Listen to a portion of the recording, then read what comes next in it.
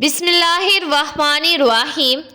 عبد الرحمن ابن ملجم کی قبر آخر کیوں کھولی گئی؟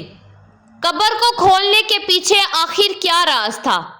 پیارے ناظرین، اس ویڈیو کو اینڈ تک لازمی دیکھیے گا تاکہ ہم آپ کو حقیقت سے آگاہ کر سکیں۔ حضرت علی رضی اللہ تعالیٰ عنہ شیر خدا نے یمن میں اپنے ایک نمائندے کو خط لکھا اور اس سے درخواست کی کہ لوگوں کے ساتھ عدل و انصاف سے پیش آئے، اور آخر میں اس نے چاہا کہ 10 لائق ترین اور اپنے معتد افراد کو ایک خاص کام کے لیے حضرت علی رضی اللہ تعالیٰ عنہ کے پاس بھیجیں۔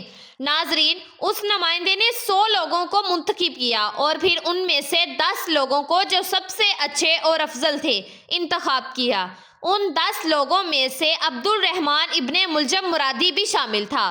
جب یہ لوگ حضرت علی رضی اللہ تعالیٰ عنہ کے پاس پہنچے، ابن ملجم جو کہ شجاع فصیح و بلیغ تھا، اس کو ان لوگوں نے اپنا سخن گو بنایا تھا تاکہ حضرت علی رضی اللہ تعالیٰ عنہ سے گفتگو کریں، اور مداح میں اس نے جو خود شعر کہے تھے وہ پڑھے۔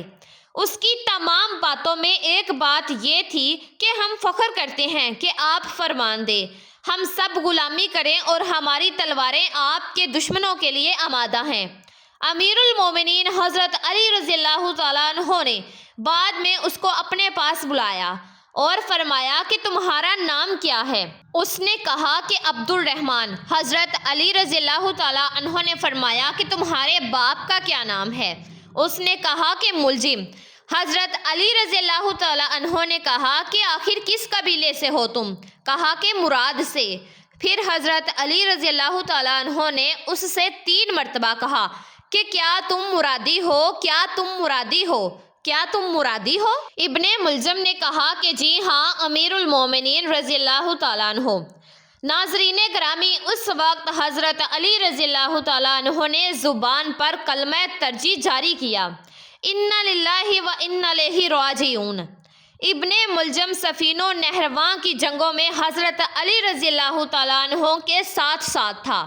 وہ لشکر اسلام میں خوارج پر غلبہ حاصل کیا تو ابن ملجم نے کہا کہ اے امیر المومنین رضی اللہ تعالیٰ عنہ، آپ مجھے اجازت دیں، میں آپ رضی اللہ تعالیٰ عنہ سے پہلے کوفہ جا کر آپ رضی اللہ تعالیٰ عنہ کی فتح و کامرانی کی خوشخبری کوفہ والوں کو دوں۔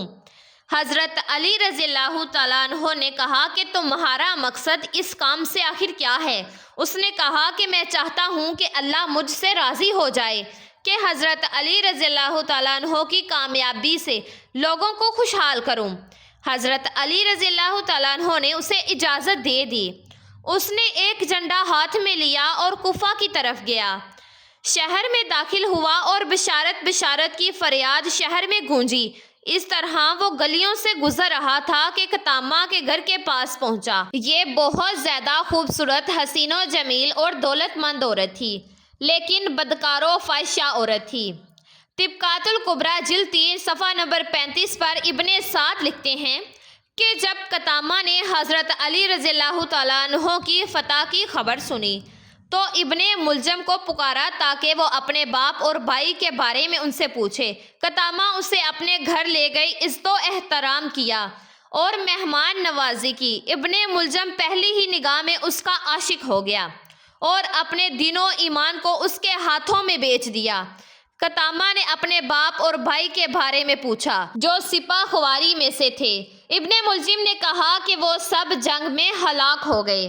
یہ خبر سنتے ہی وہ زور و قطار رونے لگی۔ ابن ملجم اس خبر کو دینے پر پشیمان ہوا۔ قطامہ تھوڑی دیر بعد اٹھی اور دوسرے کمرے میں گئی، پھر اپنے آپ کو آرائش و زینت سے سنوارا اور پھر واپس آئی۔ اس کو دیکھتے ہی ابن ملجم کا دل لرز گیا۔ ابن ملجم جو شہوت نفسانی میں اسیر اور اپنے اختیار کو ہاتھ سے دے بیٹھا تھا، قطامہ سے خواستگاری کی۔ قطامہ نے کہا کہ اگر تم مجھے چاہتے ہو تو میرا مہر بہت زیادہ ہے۔ ابن ملجم نے کہا کہ جتنا بھی ہوگا میں قبول کروں گا۔ قطامہ نے کہا کہ بہت زیادہ ہے، کچھ پیسے، زیورات اور مشک و عنبر و عطر وغیرہ۔ ابن ملجم نے کہا کہ اس کے علاوہ اور کچھ؟ قطامہ نے کہا کہ بہت سخت۔ وہ اٹھی اور کمرے میں گئی اور اپنے آپ کو دوسری شکل میں آرائش کیا اور جب وہ واپس آئی تو ابن ملجم جو جنون کی حد تک پہنچ چکا تھا اس نے کہا کہ اور تم کیا چاہتی ہو؟ قطامہ نے کہا کہ حضرت علی رضی اللہ تعالیٰ عنہ کا قتل۔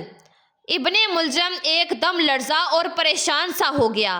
اس سے اگلے دن ابن ملجم کو یہ اطلاع ملی کہ یمن میں اس کا باپ اور چچا مارے گئے ہیں اور اب وہ اپنے باپ اور چاچا کی وراثت کا اکیلا مالک ہے۔ یہ سنتے ہی ابن ملجم یمن روانہ ہوا تاکہ بے تحاشا دولت لا کر قطامہ کے قدموں میں ڈال دے۔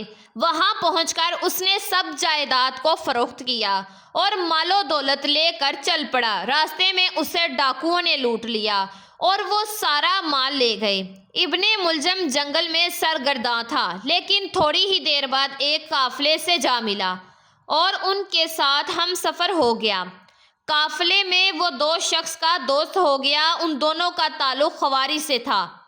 ان لوگوں نے کہا کہ ہم نے عہد کیا ہے کہ علی، معاویہ اور عمرو بن عاص کو قتل کریں گے۔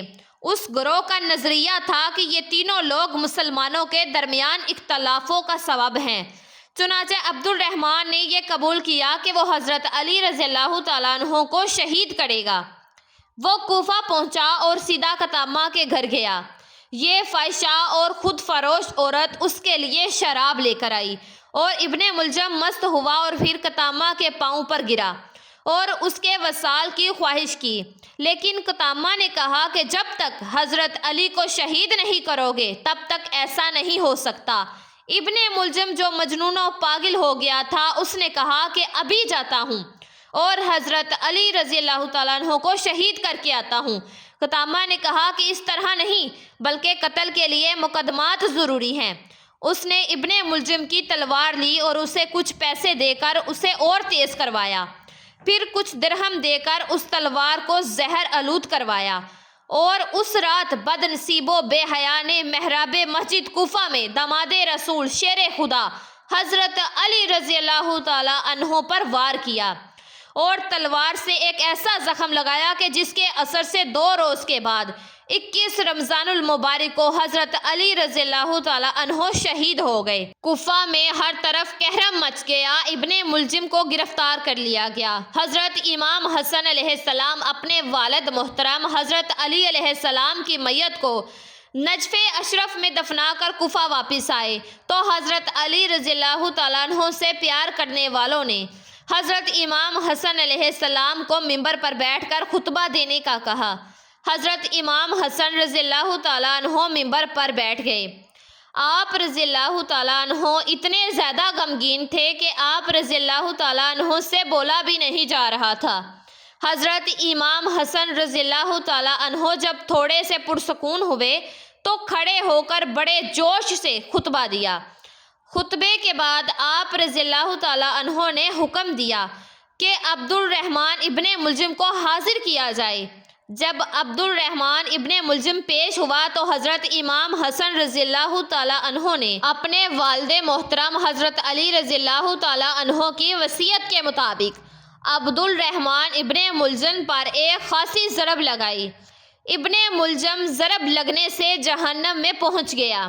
ابن بطوطہ لکھتے ہیں، کوفہ کے سفر کے دوران کوفہ کے مغرب میں ایک مکمل سفید زمین کے درمیان ایک حصہ نہایت ہی کالا ٹکڑا دیکھا ہے، اور جب میں نے تجسس کی حالت میں سوال کیا کہ اس کے بارے میں تحقیق کی تو اس علاقے کے ایک مکین نے یہ جواب دیا کہ یہ حصہ حضرت علی رضی اللہ تعالیٰ عنہ کے قاتل ابن ملجم کی قبر ہے، اور اہل کوفہ کی یہ رسم چلی آ رہی ہے کہ ہر سال یہاں لکڑیاں جمع کر کے 7 دن تک ان لکڑیوں کو جلاتے ہیں، اسی وجہ سے زمین کا یہ حصہ کالا ہو گیا ہے۔ ناظرین گرامی، 750 عیسوی میں بنو امیہ کی حکومت کا تخت بنو عباس نے الٹ دیا تھا۔ بنو امیہ کا آخری حکمران مروان ثانی ایک انتہائی سست اور ڈرپوک حکمران تھا جس نے ابو مسلم خراسانی کے ہاتھوں شکست کھائی، اور یوں بنو عباس کی حکمرانی شروع ہوئی۔ تاریخی کتابوں میں درج ہے کہ ابو مسلم خراسانی نے بنو عباس کے ابو جعفر المنصور اور ان کے بھائی ابو العباس الصفاح کو حکمرانی سونپ دی تھی۔ اسی طرح بنو عباس کے پہلے حکمران ابو العباس نے آتے ہی بنو امیہ کا نام و نشان مٹانے کی قسم کھائی اور بہت سے لوگوں کو قتل کر دیا گیا اور کربلا کے واقعے میں ملوث تمام کرداروں کی قبریں تک کھود دی گئی اور سب کو سولی پر لٹکایا گیا۔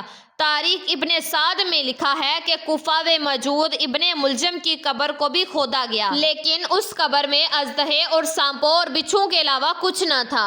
پیارے دوستوں، امید کرتی ہوں کہ یہ ویڈیو آپ لوگوں کو ضرور پسند آئے گی۔ اس کو آگے شیئر لازمی کیجیے گا، اور اگر آپ نمرا وائس چینل پر نئے ہیں تو پلیز چینل کو لازمی سبسکرائب کر دیجیے گا اور بیل آئیکن کے بٹن کو پریس کر دیجیے گا۔ جزاک اللہ۔